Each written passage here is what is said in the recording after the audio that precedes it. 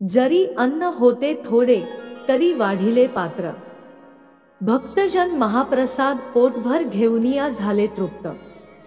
चैत्र वद्य द्वादशीला दरवर्षी महाराजांच्या पुण्यतिथी निमित्त दर्शनास व महाप्रसाद घेण्याकरिता महाराष्ट्राच्या अनेक भागातून भाविक भक्तांचे थवेचे थवे येतात आणि मनोभावे तीर्थप्रसाद घेऊन तृप्त होतात।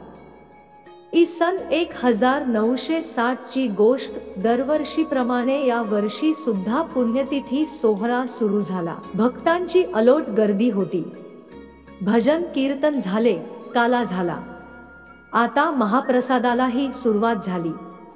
बऱ्याच भक्तमंडळींनी महाप्रसादाचा लाभ घेतला, परंतु आणखी बरेच भक्त महाप्रसाद घेण्याच्या प्रतीक्षेत होते। महाप्रसाद तर सर्वांनाच हवा होता।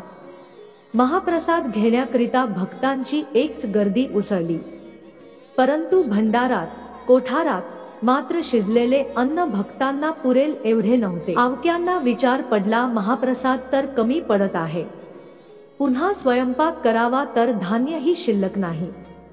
भक्तजन महाप्रसादाकरिता गर्दी करीत आहे। अशा परिस्थितीत काय करावे नि काय नाही कुणालाही कळत नव्हते। शेवटी गावकरी मंडळींनी विचार केला, अन्न जेवढे आहे तेवढेच प्रसाद म्हणून वाढावे। विचार सर्वांना मंजूर झाला आणि वाढली पात्र भक्तांना। भक्त मंडळीने भोजाजीचा जय जयकार करीत भोजनास सुरुवात केली। सर्वांना जेवण पोटभर मिळाले तरी अन्न जेवढे होते तेवढेच शिल्लक राहिले आणि भक्त महाप्रसाद घेऊन तृप्त झाले। हा चमत्कार पाहून सर्व गावकरी थक्क झाले। बाबांचे आभार मानून सर्व नतमस्तक झाले। बाबांचा जय घोष केला।